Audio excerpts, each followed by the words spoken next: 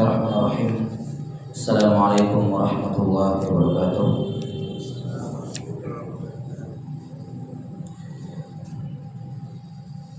Alhamdulillahirabbil alamin. Wassalatu wassalamu ala asyrafil anbiya'i wal mursalin nabiyina Muhammadin wa ala alihi wa sahbihi ajma'in. Asyhadu an la ilaha illallah wahdahu la syarika lah wa asyhadu anna Muhammadan abduhu wa rasuluh. Allahumma la ilma lana illa ma 'allamtana innaka antal alimul hakim. Allahumma faqihna fi dinik wa 'allimna ma yanfa'una warzuqna al-ikhlasa fil qawli wal 'amal wa zidna 'ilman ya arhamar rahimin. Qala Allah Ta'ala ya ayyuhalladzina amanu taqullaha haqqa tuqatih wa la tamutunna illa wa antum muslimun. Amma ba'd. Alhamdulillah, kembali kita lanjutkan penjelasan dari kitab Tafsirul Fatihah wa Qisarul Mufassal karya Syekh Dr. Shalih bin Abdullah bin Hamad Al-Utsaimin hafizahullah. Masih dalam tafsir surah At-Tin terakhir, Allah Subhanahu wa taala berfirman, "Wat-tini waz-zaituni wa turi sinina wa hadzal baladil amin." Demi buah tin dan zaitun.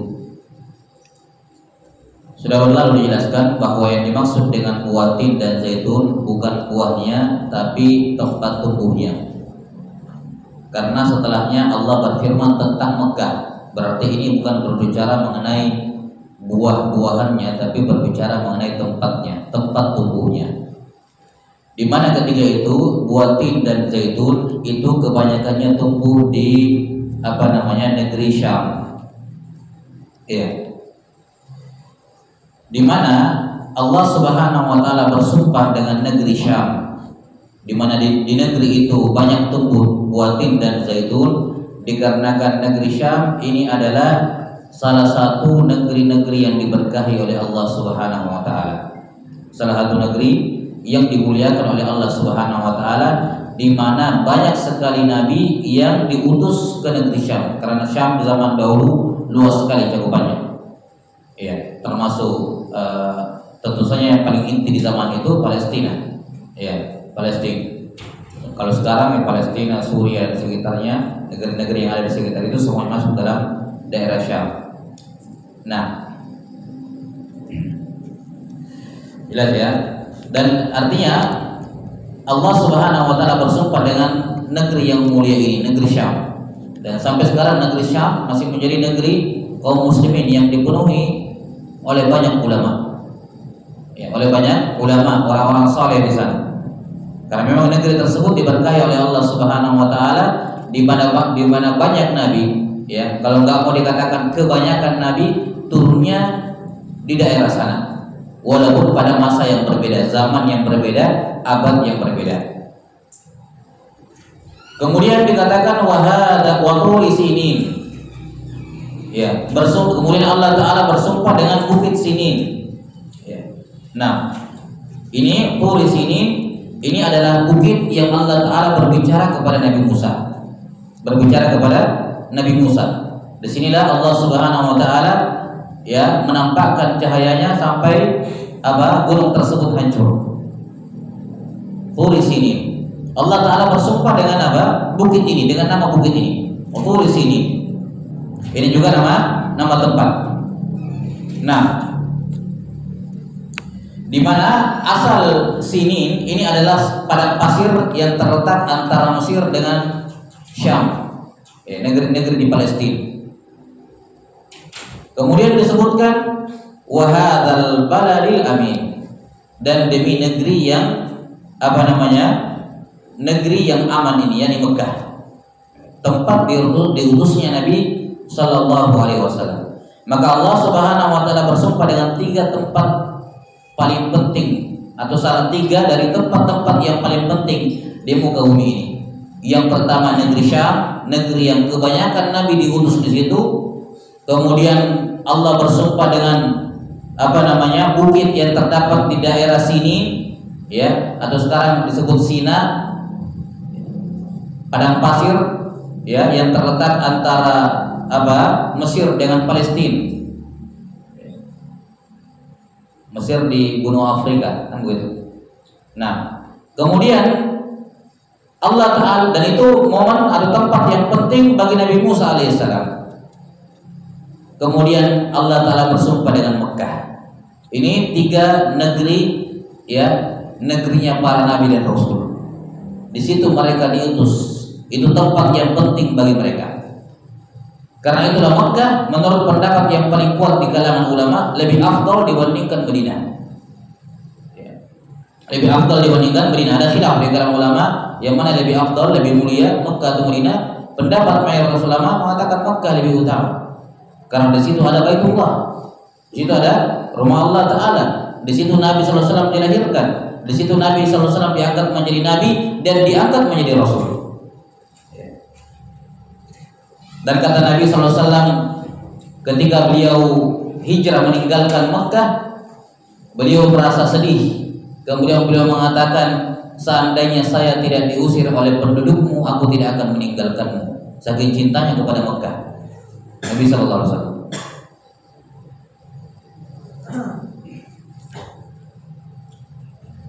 Setelah Allah Subhanahu wa Ta'ala bersumpah dengan 3 tempat yang mulia ini, iya. Setelah Allah Subhanahu wa Ta'ala bersumpah dengan 3 tempat yang mulia. Kita tahu yang namanya sumpah akan datang setelahnya pernyataan. Apa yang mau saya sumpahkan? Apa yang mau dinyatakan oleh Allah dalam sumpahnya? Dan ini perkara bukan main-main. Allah Ta'ala kalau tidak bersumpah, semua perkataannya penting. Apalagi kalau dia bersumpah. Karena itulah para sahabat radhiyallahu anhum ajmain, mereka sangat memperhatikan semua ayat Al-Quran, dan mereka lebih perhatian lagi pada ayat-ayat yang di situ Allah bersumpah. Allah yang Maha Benar bersumpah. Berarti apa yang akan disampaikan setelahnya bukan sembarangan. Apalagi yang Allah pakai bersumpah itu adalah negeri-negeri para nabi, negeri-negeri para nabi dan rasul. Berarti ini bukan perkara sembarangan. Walaupun tentu saja semua dalam Al-Quran tidak ada yang tidak penting, tapi ini menunjukkan pentingnya masalah yang Allah Ta'ala sebutkan setelahnya. Kata Allah Ta'ala, ya, disebutkan di sini oleh penulis rahimahullah, "Tsumma dzakara jawab al-qasami." Setelah itu Allah Ta'ala menyebutkan pernyataan yang Allah Ta'ala ingin sampaikan setelah sebelumnya bersumpah. Laqad khalaqnal insana fi ahsani taqwim. Sungguh benar-benar kami telah menciptakan manusia pada susunan penciptaan yang terbaik. Fasawwahu Allahu wa adalahu wa fatarahu ala tauhidihi. Allah Subhanahu wa Ta'ala sawwahu. Taswiyah adalah yakni penciptaan Allah terhadap tubuh manusia itu proporsional, seimbang, tepat takarannya, tepat susunannya. Ya. Kalau ada yang bergeser sedikit dari posisinya, maka akan rusak manusia tersebut. Kita tahu bagaimana kehebatan penciptaan Allah Subhanahu wa Ta'ala pada tubuh manusia. Wa fi anfusikum afala tubsirun. Pada diri kalian sendiri, tidakkah kalian melihat penciptaan Allah pada diri kalian sendiri? Ya. Afala yanzuruna ilal ibili kaifa khuliqat wa ilas samai kaifa rufi'at. Disuruh melihat penciptaan Allah Subhanahu wa Ta'ala. Di antara ya penciptaan atau ciptaan Allah Ta'ala yang paling sempurna, ya, dalam hal yang disebutkan dalam ayat ini adalah penciptaan manusia.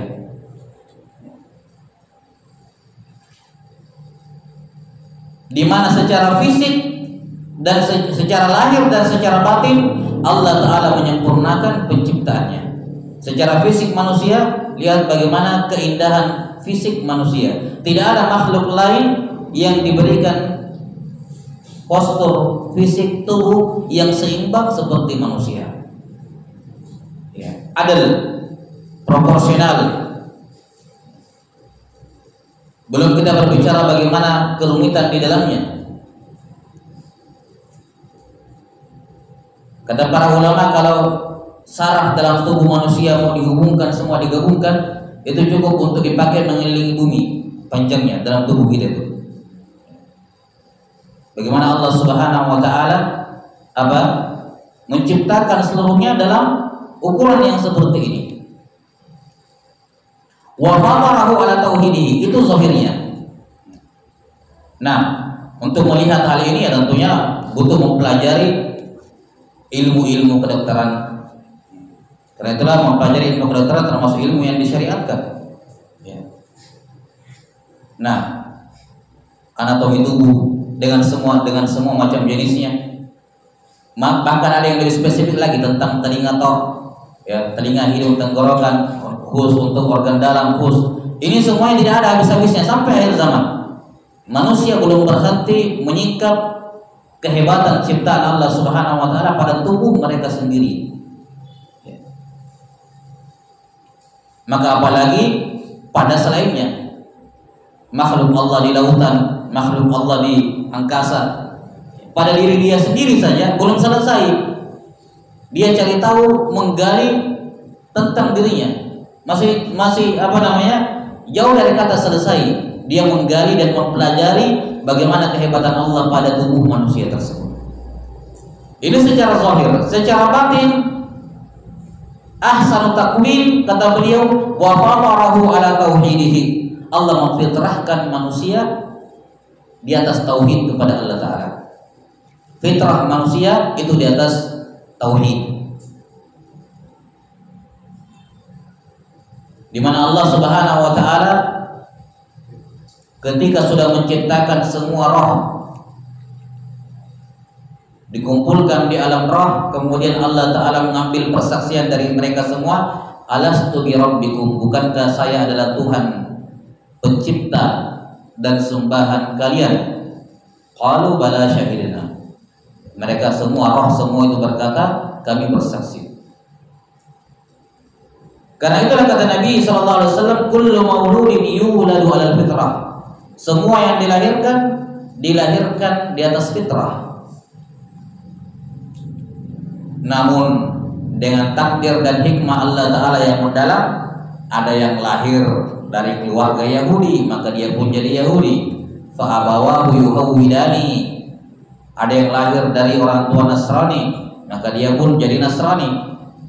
Ayyumanjisani, ada yang orang tuanya Majusi, dia pun lahir sebagai Majusi. Tapi asalnya dilahirkan dia di atas tauhid, karena dia sudah bersumpah berjanji kepada Allah ketika di alam roh.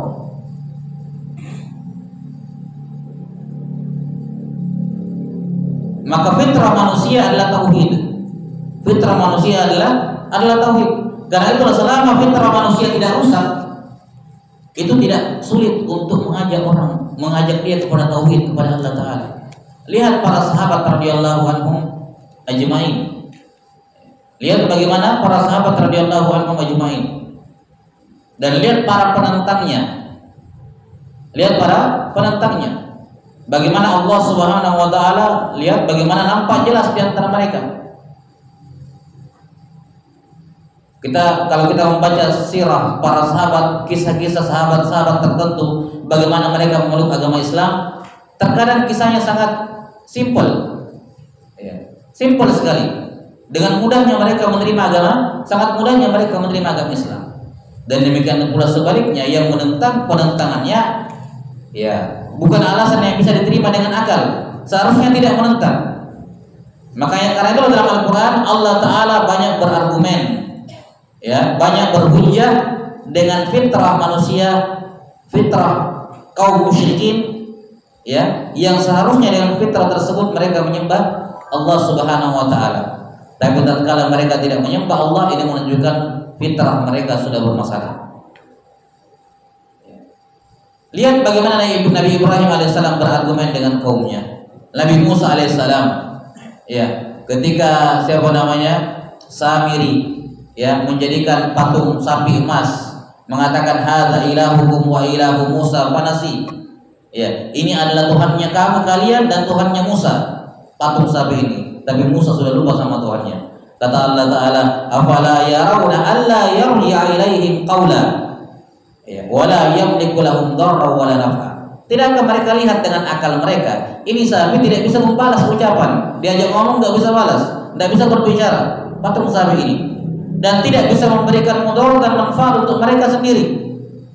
Ini kan sangat logis. Kenapa kamu bisa menyembah sesuatu yang tidak bisa memberikan manfaat dan mudarat, bahkan kamu bicara dia tidak balas, tidak bisa bicara. Demikian pula Nabi Ibrahim alaihissalam, ya abati lima ta'budu ma la yasma' wa la yubsir wa la yughni anka syai'a. Wahai ayahku, kenapa engkau menyembah ya sesuatu yang tidak mendengar, tidak melihat, dan tidak memberikan apa-apa kepadamu? Ini argumen untuk membangkitkan fitrah mereka. Membangkitkan apa? Fitrah mereka. Demikian pula Nabi Shallallahu Alaihi Wasallam. Maka di sini Allah Subhanahu Wa Taala menciptakan manusia di atas penciptaan yang paling baik, ahsan taqwim. Maka taqwim al-ahsan, penciptaan yang terbaik pada manusia itu dari dua sisinya, dari sisi zahirnya, fisiknya, dan dari sisi batinnya. Nah, kata beliau rahimahullahu taala, wa fatarahu ala tauhidihi, dan Allah taala memfitrahkan mereka di atas tauhid.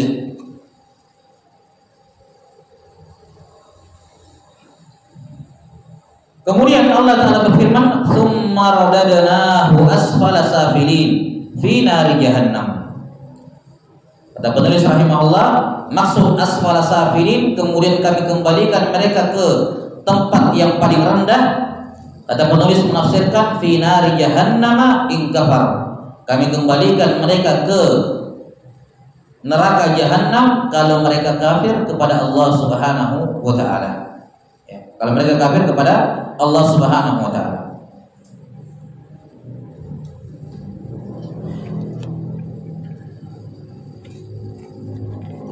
Ini menunjukkan kepada kita, dan ayat ini mirip seperti firman Allah Subhanahu wa taala, la in syakartum la azidannakum wa la in kafartum inna adzabi lasyadid. Kalau kalian bersyukur aku akan tambah, kalau kalian kufur maka azabku teramat pedih. Allah Subhanahu wa taala mengingatkan nikmatnya. Saya atau Allah taala telah menciptakan kalian dalam bentuk yang terbaik, fisiknya, luarnya, dalamnya, lahirnya, batinnya. Lahirnya, batinnya. Kalau kalian tidak menghargai, kalau kalian tidak mensyukuri nikmat yang Allah Subhanahu wa taala berikan kepada kalian berupa fisik, ya, lahir, batin, keimanan, tauhid yang Allah fitrahkan kepada kalian, Allah taala membuat kalian cinta dengan keimanan dan benci kepada kekufuran. Walakinna Allah habbaba ilaikumul imana wa zayyanahu fi qulubikum wa karraha ilaikumul kufra wal fusuqa wal isyan. Dari Allah taala semua ini sungguh merupakan nikmat yang Allah taala anugerahkan kepada manusia. Kalau seorang manusia merasa cinta dengan iman, suka dengan yang namanya keimanan, mau mendekat kepada keimanan. Wa zayyanahu fi qulubikum, dan manusia itu merasa wah dengan yang namanya keimanan. Dia takjub dengan yang namanya keimanan sehingga mendorong dia untuk mendekat kepada keimanan. Wa karraha ilaikum, tapi sebaliknya Allah juga menanamkan dalam tubuh orang yang diberikan nikmat ini rasa kebencian, rasa benci kepada apa? Al-kufra wal fusuqa wal isyan, kekafiran, kefasikan dan maksiat. Maka kalau ada orang cinta dengan keimanan, memandang indah suatu keimanan, memandang baik keimanan, dan sebaliknya memandang buruk kekafiran, kefasikan, benci kepadanya, jijik kepadanya, sungguh itu merupakan nikmat yang sangat besar. Itu nikmat yang sangat besar. Karena sangat jarang sekali dua hal ini berkumpul pada diri seorang. Kadang orang menganggap baik iman, menganggap indah keimanan, tapi tidak benci kepada sebaliknya. Ada juga orang yang benci kepada hal-hal yang buruk, tapi dia tidak memandang baik keimanan kepada Allah Subhanahu wa taala. Ada juga yang tidak punya dua-duanya. tidak mau beriman, tidak memandang baik keimanan, ya, juga tidak benci kepada hal-hal yang buruk. Maka di sini Allah Subhanahu wa taala mengingatkan nikmatnya kepada manusia. Allah bersumpah dengan negeri-negeri para nabi bahwa Allah telah menciptakan kalian dalam bentuk yang paling baik. Ya, bentuk yang paling baik. Jangan pernah berpikir fisik kamu itu ada kekurangannya. Kalaupun ada yang berbeda-beda ketika dilahirkan dari sisi fisiknya, postur tubuhnya, itu menunjukkan bahwa Tuhan mempunyai kehendak. Itu menunjukkan bahwa Tuhan mempunyai iradah, punya kehendak. Allah menciptakan ini seperti itu, yang satunya seperti itu. Bayangkan kalau semua manusia sama mukanya, ketinggiannya sama, kan begitu. Maka keberagaman yang ada di tengah manusia itu menunjukkan Allah Subhanahu wa taala memiliki sifat iradah, sifat kehendak, keinginan, maha berilmu. Dan kalaupun Allah menghilangkan, mengurangi sebagian dari penciptaannya, Allah akan lebihkan yang lain. Allah ada orang Allah ciptakan lahir dalam keadaan buta, Allah lebihkan pendengarannya, melebihi apa? Pendengaran orang yang melihat. Ada orang lahir dalam keadaan cacat, Allah akan berikan kelebihan dari sisi yang lain. Selalu sempurna, selalu seimbang, adil, proporsional penciptaan Allah Subhanahu wa taala. Karena itulah diharamkan dalam Islam, ya, mengkritik tubuh orang lain. Mengkritik, mencela tubuh orang lain. Walaupun dengan tujuan bercanda, dan diharamkan, ya, kata para muhaddisin, para ulama, diharamkan menyebut seorang itu gemuk, si pendek dan seterusnya kalau tujuannya untuk apa? Untuk merendahkan, menghinakan orang tersebut dengan gelar-gelar seperti itu. Ini termasuk apa? Ya. Ini termasuk tanabuz bil alqab. Tanabuz bil alqab, saling melontarkan julukan-julukan yang buruk. Karena fisik ini ciptaan Allah. Dalam hadis Nabi Allah Ta'ala berfirman, la tasubburi, jangan mencela angin. Dilarang orang yang bertauhid mencela angin. Kenapa? Karena angin itu cuma disuruh. Angin itu bertiup ke sana kemari, bukan maunya dia. Ya. Bukan angin saya bertiup ke sana, nanti sebentar saya. Tidak. Angin itu bertiup ke sana kemari, menjadi sebab kehidupan, menjadi sebab kehancuran. Itu semua perintah Allah. Maka kalau kamu mencela angin, berarti kamu mencela siapa? Allah Subhanahu wa taala. Maka dilarang mencela angin. Kata Nabi SAW, la tasubbud dahr. Jangan mencela yang namanya masa. Jangan menyalah-nyalakan hari, menyalah-nyalakan zaman, menyalah-nyalakan waktu. Karena waktu itu makhluk yang Allah ciptakan, yang di dalamnya terjadi perbuatan kalian. Dia tidak apa-apa.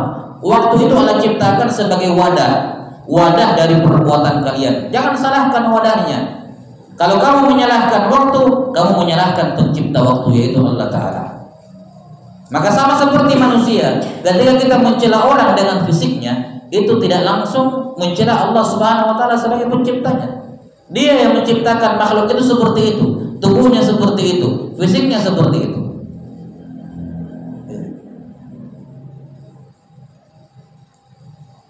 Dan ini termasuk perkara-perkara jahiliyah yang sampai di zaman sekarang, tanpa sadar terkadang seorang berbicara tentang orang lain, kemudian berbicara tentang postur tubuhnya.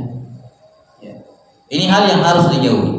Karena Allah Ta'ala yang menciptakannya, maka mengkritik hal tersebut berarti mengkritik Allah Ta'ala yang menciptakan. Ini luarnya. Dalamnya pun diciptakan dalam keadaan fitrah, tauhid. Urusan dia lahir dari keluarga Yahudi, Nasrani, Majusi, kenapa? Itu hikmah Allah Ta'ala. Itu hikmah Allah Subhanahu wa ta'ala. Kenapa ada orang yang lahir dari keluarga Muslim, ada yang lahir dari keluarga Yahudi, Nasrani dan seterusnya. Itu hikmah Allah Subhanahu wa ta'ala.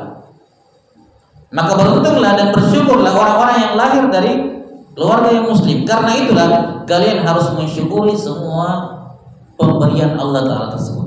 Luar dan dalamnya kalian, lahir dan batinnya, fitrah dan fisik kalian, syukuri dengan baik. Dengan cara apa? Beribadah kepada Allah Ta'ala. Kalau tidak kalian syukuri, tsumma radadnahu asfala safilin. Ini maksud ayat ini. Kami akan kembalikan kalian ke tempat yang paling rendah. Yang mana seharusnya kalau kalian mensyukuri nikmat tersebut, kalian akan berpulang ke tempat yang paling tinggi, yaitu surga. Tapi kalau kalian tidak menghargai, tidak mensyukuri pemberian Allah tersebut, kami akan kembalikan kalian ke neraka yang paling ke tempat yang paling rendah, yakni neraka jahanam. Kalau kalian kufur kepada nikmat Allah Subhanahu wa taala. Dan ini kesimpulan ucapan para mufassirin dalam masalah ini. Karena itulah ayat ini tidak berbicara masalah fisik. Yani tsumma radadnahu asfala safilin. Kamu dulu anak-anak terus jadi dewasa, jadi orang pemuda, kemudian jadi dewasa, setelah itu akan menjadi tua pikun kembali lupa. Bukan itu yang dimaksud tsumma radadnahu asfala safilin di sini. Ya, jadi ayat ini tidak berbicara mengenai fase pertumbuhan manusia, ya, dari anak kecil kemudian remaja sampai dewasa kemudian menjadi orang tua, ya, menjadi orang pikun dan seterusnya. Bukan itu yang dimaksud dalam ayat ini. Jelas, karena dari awal ayat ini tidak berbicara mengenai ya, tentang itu. Maka yang dimaksud dengan asfal safilin bukan menjadi tua, menjadi pikun, menjadi pelupa dan seterusnya, tapi yang dimaksud dengannya adalah akan dikembalikan ke neraka jahanam, tempat yang paling rendah. Karena neraka jahanam itulah asfal safilin. Innal munafiqina fid darkil asfali minan nar. Jelas ya? Kemudian Allah Subhanahu wa taala menyebutkan pengecualian. Menyebutkan apa? Pengecualian. Illal ladzina amanu. Siapa yang tidak dikembalikan kepada neraka? Karena butuh diketahui, semua orang akan masuk neraka. Semuanya. Semuanya akan disentuh oleh api neraka. Tidak ada yang bisa lolos dari neraka tanpa terkecuali. Allah Subhanahu wa taala berfirman, "Wa in minkum illa wariduha kana 'ala rabbika hatman maqdiyya." Tidak ada seorang pun dari kalian manusia, mau muslim mau kafir, semuanya kecuali akan mendatangi neraka. Semuanya. Karena ya, ini wa in minkum illa wariduha kana 'ala rabbika hatman maqdiyya. Itu adalah suatu janji kepastian dari Allah yang mesti terwujud. Dari manusia tidak akan masuk neraka. Semuanya akan masuk neraka. Kemudian kata Allah Ta'ala, "Tsumma nunajjil ladzina taqaw." Kemudian kami akan selamatkan orang-orang yang bertakwa dari neraka. Yang dimaksud di sini adalah di atas sirat. Yang dimaksud di sini adalah apa? Sirat. Semua akan merasakan sirat tersebut. Semua akan merasakan apa? Merasakan sirat tersebut. Nah, kemudian Allah Subhanahu wa taala akan menyelamatkan orang-orang yang bertakwa sehingga bisa melewati sirat. Nah, walaupun tentu saja ada 2 atau 3 penafsiran dalam ayat tersebut, wa in minkum illa wariduha. Tidak ada seorang pun di antara kalian kecuali akan melewatinya. Ya, kecuali kalian akan apa? Melewatinya. Melewati apa? Di antara penafsirannya adalah melewati neraka. Melewati neraka. Baik. Maka Allah Subhanahu wa taala mengatakan semua manusia asalnya akan kembali kepada asfal safilin kecuali orang-orang yang beriman, akan diselamatkan oleh Allah Ta'ala. Kecuali orang-orang yang beriman dan beramal saleh. Illal ladzina amanu wa 'amilus shalihat fa innahum la yuradduna ilaiha, kata beliau. Maka mereka ini yang beriman dan beramal saleh, mereka tidak akan dikembalikan ke dalam neraka. Karena surga dan neraka itu kampung halaman manusia. Sama disebutkan dalam hadis. Maksudnya kampung halaman bagaimana? Semua orang punya 2 rumah. Semua orang, semua yang sudah diciptakan, sudah lahir oleh Allah Ta'ala, sudah lahir ke muka bumi ini, maka otomatis dia punya 2 rumah di hari kiamat. 1 rumah di surga dan 1 rumah di neraka. Kalau dia masuk ke surga, dia akan masuk ke rumahnya yang di surga. Kalau dia masuk ke neraka, dia akan masuk di rumahnya neraka. Sudah ada rumahnya masing-masing. 1 di surga, 1 di neraka. Maka yang disebutkan bahwa penghuni surga, faulaika humul warithun, mereka itu pewaris. Sebagaimana penghuni neraka, mereka juga pewaris. Mereka mewarisi apa? Mereka mewarisi rumah orang-orang yang tidak masuk ke dalamnya. Kalau ada orang masuk ke dalam neraka, maka rumahnya di surga akan diwarisi oleh penghuni surga. Kalau dia kekal dalam neraka ya. Tapi kalau tidak kekal, ya dia akan keluar dari neraka dan masuk ke surga, ke rumahnya di surga. Maka setiap kali ada orang yang kekal dalam neraka, maka rumahnya di surga akan diwarisi oleh para penghuni surga. Diambil, diwarisi. Dan setiap kali ada orang masuk ke dalam surga, maka rumahnya di neraka diwarisi oleh penghuni neraka yang lain. Maka ini kampung halaman. Sudah ada capnya, sudah ada apa? Sudah ada rumahnya di dua-duanya itu. 50-50 kemungkinannya orang masuk surga masuk neraka. Rumahnya sudah ada di situ. Iya. Maka seorang berbicara, maka tidak perlu khawatir. Nah, tidak perlu khawatir tidak kebagian rumah. Orang lahir ke muka bumi ini, dia sudah otomatis punya rumah di surga. Itu rumah dia. Dan dia juga punya rumah di neraka. Itu rumah dia. Tinggal yang mana dia akan masuki nanti. Maka orang-orang yang beriman dan beramal soleh, beriman yakni berilmu dengan ilmu yang bermanfaat. Wa amilus shalihat yakni beramal soleh yang dibangun di atas keikhlasan, ya, dan mencontoh Nabi Shallallahu Alaihi Wasallam, mengikuti syariat beliau Shallallahu Alaihi Wasallam. Maka orang yang berilmu dan beramal soleh, mereka tidak akan dikembalikan ke dalam neraka. Adapun kalau cuma berilmu tapi tidak beramal soleh, maka tetap dia akan dikembalikan ke neraka. Atau dia cuma beramal tapi tidak soleh, gara-gara tidak didasari ilmu, dia juga tetap akan kembali ke dalam neraka, akan menempati rumahnya di neraka. Yang selamat hanyalah yang menghimpun dua hal ini, iman yakni ilmu dan amal soleh. Bal jazaohum, maka mereka ini orang yang beriman dan beramal soleh, mereka tidak akan dikembalikan ke dalam apa? Tidak akan dikembalikan ke dalam neraka. Bal jazaohum ma akhbaru anhum biqaulihi. Tapi balasan orang-orang yang beriman dan beramal soleh disebutkan setelahnya. Falahum ajrun ghairu mamnun. Maka bagi mereka pahala yang tidak terlarang, ghairu mamnun, yakni yang tidak diungkit-ungkit. Ay lahum ajrun la yashubuhu kadarul manni wala yulhiquhu al-inqita'u wa dzalika fi jannatin na'im. Yani mereka mendapatkan pahala yang tidak dikotori, tidak dicampur dengan yang namanya alman, diungkit-ungkit. Ya, wala yulhiquhu al-inqita', dan nikmatnya itu tidak pernah terputus. Dan yang dimaksud adalah kenikmatan dalam surga an-na'im, surga-surga yang penuh dengan kenikmatan. Nah, alman itu mengungkit-ungkit kebaikan. Kalau kita sudah pernah kasih sama orang, ya kita pernah kasih sama orang, ya sesuatu, terus suatu ketika kita minta bantuan, kemudian dia tidak bantu, kemudian kita kasih ingat sama dia, saya dulu pernah bantu kamu. Namanya apa? Alman. Ini hal yang haram, mengungkit-ungkit kebaikan, dan itu membatalkan kebaikan yang pernah diberikan. Kalau kita pernah berbuat baik pada orang, memberikan sesuatu kepada orang, menghibahkan sesuatu kepada orang misalnya, ya, kemudian suatu ketika kita balas apa, kita minta bantuan balik, dia tidak bantu, kemudian kita ungkit, maka itu membatalkan pahala yang sudah kita dapatkan. Ya ayyuhalladzina amanu la tubtilu shadaqatikum bil manni wal adha.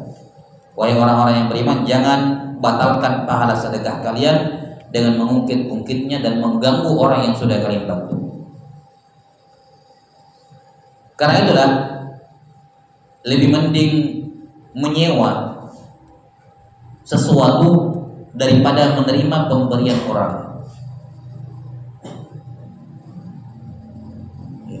Kata para ulama di antara contoh misalnya dalam masalah apa sutrah, ya, apa dalam masalah menutup aurat dalam sholat.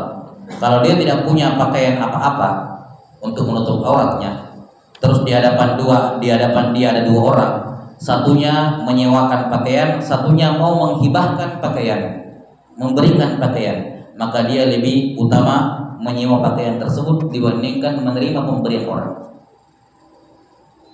Lebih utama. Kalau dia punya uang, dia wajib menyewa pakaian tersebut. Tapi kalau ada orang mau memberikan pakaian kepada dia untuk sholat, tidak wajib dia terima, tidak wajib. Tapi kalau dia punya uang menyewa, dia wajib menyewa. Dia bagaimana? Dia lebih dia diwajibkan menyewa pakaian, tapi tidak diwajibkan menerima pemberian pakaian. Kenapa? Kata para fuqaha, karena kalau seorang menerima pemberian dari orang lain, nah ini, ya, dia akan berhutang budi pada orang tersebut. Dan itu hal yang tidak dianjurkan dalam Islam, kecuali kalau dia bisa langsung membalasnya ketika itu. Tentu saja di sini berbeda-beda kondisinya. Di sini hanya untuk menunjukkan bahwa al-man itu hanya datang dari pemberian, ya. Hanya datang dari pemberian. Fama yukadzibuka ba'du bid-din. Fama yukadzibuka ba'du.